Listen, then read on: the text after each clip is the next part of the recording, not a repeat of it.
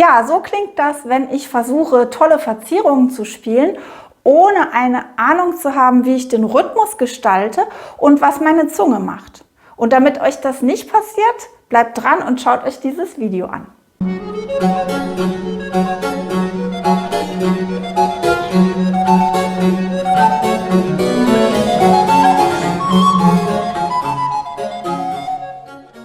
Ja, hallo und herzlich willkommen auf Veras Blockflöten-Kanal.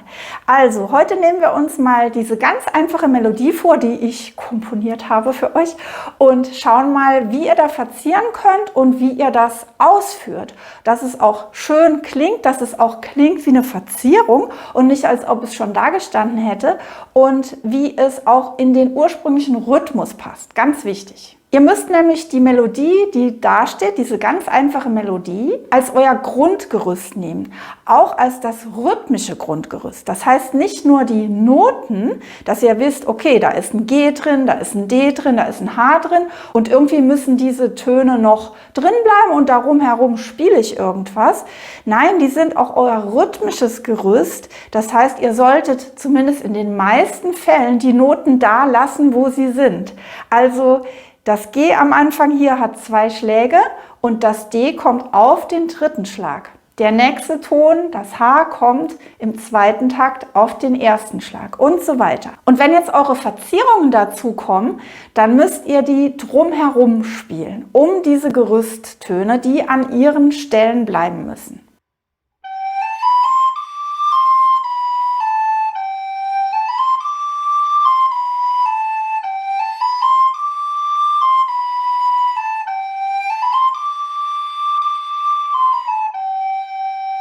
Man kann natürlich auf ganz viele verschiedene Arten verzieren. Man kann, wie wir das heute mal ausprobieren, Intervalle auffüllen. Das heißt, wenn zwischen 2 Tönen einige Töne fehlen, zum Beispiel vom G zum D, das ist eine Quinte, das ist das Intervall, da wäre noch das A dazwischen oder das AIs und das H und das C oder das Cis, was auch immer. In diesem Fall hier, wir sind hier in G-Dur, wir haben ein Kreuz vorne, wäre also eigentlich normalerweise zwischen dem G und dem D das A, das H und das C. Und diese Töne können wir einfach da reinspielen, dann haben wir das Intervall aufgefüllt. Genauso gut kann man einen bestimmten Ton umspielen. Man kann von dem Ton aus einmal nach oben oder noch weiter nach oben und wieder zurück. Man kann Triller spielen, man kann Tonleitern spielen, Dreiklänge. Aber das wird alles viel zu viel auf einmal, wenn ihr damit irgendwo anfangen wollt. Deshalb kümmern wir uns heute mal nur um diese Auffüllungen, also diesen Tönen zwischen den Tönen, die nicht dastehen. Und da wollen wir mal schauen, wie ihr das machen müsst. Mit dem Rhythmus und mit der Zunge, das ist nämlich ganz wichtig, dass das auch richtig gut wird, dass ihr da mit Bindungen arbeitet, also mit Legato-Spiel, damit das richtig gut klingt. Wir fangen mal an mit den ersten 4 Tönen.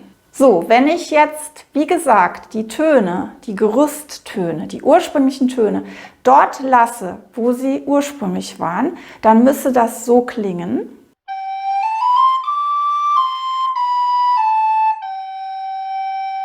Ich muss dann also zwischen den ersten beiden Tönen mehrere Töne unterbringen, nämlich um genau zu sein 3, und muss das also insgesamt etwas schneller spielen, damit ich rechtzeitig beim D bin, als die nachfolgenden. Wenn ich vom D zum H runtergehe, habe ich nur eine Terz, da fehlt ja nur ein Ton dazwischen und danach kommt wieder ein Terzsprung und das heißt, diese Fülltöne sozusagen, die muss ich umso langsamer spielen. Sonst habe ich nämlich einen falschen Rhythmus. Wenn ich die alle gleich schnell spiele, dann habe ich diesen Rhythmus.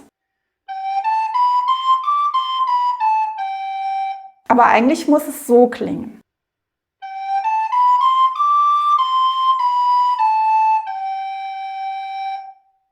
So, und ihr könnt ja sehen, ich habe euch das hier eigentlich falsch notiert. Ich habe nämlich als Auffülltöne jetzt überall Achtelnoten hingeschrieben, kleine Achtelnoten. Einfach damit ihr mal sehen könnt, was jetzt Verzierung ist und was ursprüngliche Töne waren. Also ich würde euch bei diesen ganzen Übungen ans Herz legen, das gar nicht aufzuschreiben. Ja, ihr hört richtig, gar nicht aufschreiben, sondern mitdenken und das Aufschreiben ganz weglassen. Ich mache es jetzt für euch trotzdem, damit ich euch klar machen kann, wie es funktioniert, damit es Klick macht bei euch. Aber wenn ihr selbst Verzierungen probiert, schreibt es euch nicht genau im Rhythmus auf, würde ich euch empfehlen. Vielleicht mal so ein paar ganz kleine Stichnoten rein, aber wenn ihr einfach nur die Intervalle so auffüllt, wie wir das jetzt üben, dann ist es eigentlich immer klar, was ihr da reinspielen müsst. Jetzt möchte ich aber, dass es wie eine Verzierung klingt. Und dafür ist es erstmal wichtig, dass ich die Noten, die ich hinzugefügt habe, vielleicht nicht allzu gleichmäßig spiele. Und noch viel wichtiger, und jetzt kommt eure Zunge ins Spiel, euer Zungenstoß, dass ich die Verzierungsnoten dran binde. Auch das muss man nicht immer machen bei Verzierungen. Ich sage nicht, dass alle Verzierungen immer gebunden gespielt werden, aber bei solchen Auffüllungen, wie wir das heute mal angucken, würde ich es euch dringend empfehlen, das immer und immer wieder so zu üben mit den Bindungen. Ich sage euch gleich noch genau wie. Und dann vielleicht auch mal zu sagen, okay, diese stoße ich jetzt aber mal mit der Zunge an. Okay, also wir schauen noch mal nach diesen ersten 4 Tönen. Wenn ich da jetzt diese kleinen Noten, die ich, wie gesagt, rhythmisch eigentlich falsch, aber zur Veranschaulichung so als Achtel reingeschrieben habe, dann würde ich euch empfehlen, das so zu artikulieren.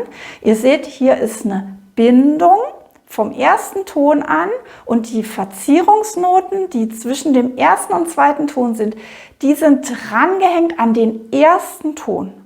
Und das bedeutet, ihr macht Dü und das nächste Dü kommt bei dem nächsten Gerüstton, also bei dem Originalton. Ja? Ihr macht also den ersten Ton und hängt da ein paar Verzierungstöne dran.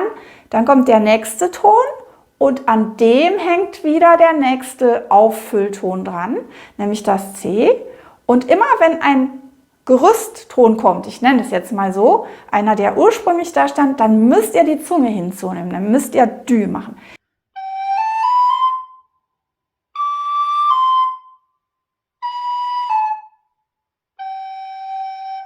Wie gesagt, in der Praxis kann man das auch mal völlig anders machen, aber so grundsätzlich, ihr braucht ja mal so ein Grundprinzip. Ne? Und dann könnt ihr jetzt hingehen, wenn das klappt. Also das ist, glaube ich, das Schwierigste. Es ist nicht so einfach, sich zu überlegen, welche Töne kann ich spielen beim Verzieren, aber noch viel schwieriger ist es, das mit der Zunge so koordiniert zu kriegen, dass ihr also nicht alle Noten anstoßt, sondern wirklich nur euch fokussiert auf diese Hauptnoten. Und hier könnt ihr vielleicht auch sehen, dass die Verzierung jeweils rechnerisch zur ersten Note gehört. Also ich spiele eine Note, hänge da Verzierungsnoten dran und dann beginnt die nächste und da hänge ich wieder Verzierungsnoten an, sodass ihr gezwungen seid, immer pünktlich auf der nächsten Gerüstnote zu landen.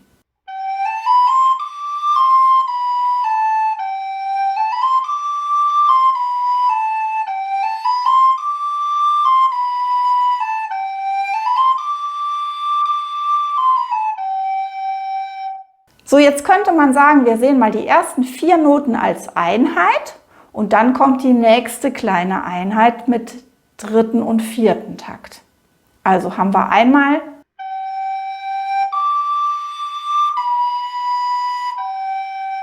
und dann geht es weiter.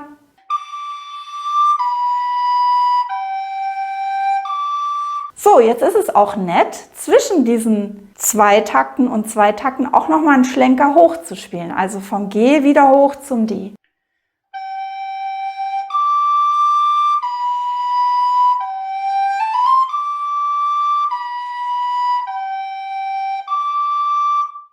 Und obwohl ja im 3. Takt ein kleines neues Paket beginnt mit 4 Noten, würde ich auch hier wieder die Verzierung dran spielen an die vorherige Note.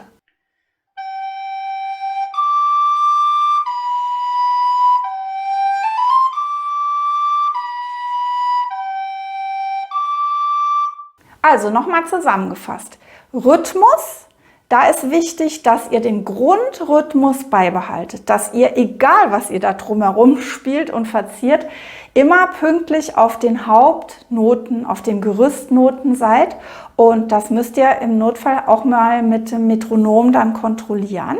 Wobei das Metronom immer nur zur Kontrolle hilft, aber nicht dazu, dass man den Rhythmus versteht und versteht, wie viele Noten kann ich denn da wo unterbringen. Also im Prinzip könnt ihr in so einem Intervall so viele Noten unterbringen, wie ihr möchtet. Ihr könnt da auch 30 Noten unterbringen, die müssen halt nur schnell genug gespielt sein. Ja? Das ist alles egal. Hauptsache, ihr seid pünktlich auf der nächsten. Das war der Rhythmus. Zweitens, der Zungenstoß. Auf keinen Fall alles einfach anstoßen. Das klingt ganz komisch dann. Auch hier sage ich nicht, okay, das kann man nie machen. Das ist auch eine Form der Verzierung, dass man mal so ganz krass viele Noten dazu verziert und die alle anstößt. Ist ein Effekt, ja. Aber grundsätzlich versucht das so zu üben, dass ihr Verzierungen dran bindet und den Rest normal anstoßt. So, jetzt würde ich euch dringend empfehlen, das mal mit irgendeinem Stück auszuprobieren, vielleicht mit einer barocken Sonate, mit einem langsamen Satz, und bleibt erstmal bei einer Sache, nur auffüllen. Erstmal nicht schon Triller und noch andere Umspielungen und so weiter, sonst wird das total frustrierend, ja. Natürlich wäre das viel zu langweilig, ein Stück jetzt nur so zu verzieren, mit nur Auffüllung, würde ich jetzt nie machen. Aber es geht ja um das systematische Mal üben und ausprobieren. Wenn euch das Video gefallen hat, dann gebt mir gerne einen Daumen hoch. Schreibt mir doch mal in die Kommentare, ob ihr damit zurechtkommt, was ihr für Gedanken dazu habt, zu Verzierungen, ob ihr weitere Fragen habt zum Verzieren und so weiter. Und vergesst nicht, meinen Kanal zu abonnieren. Ich bedanke mich fürs Zuhören und freue mich auf euch nächstes Mal wieder. Bis dahin. Tschüss.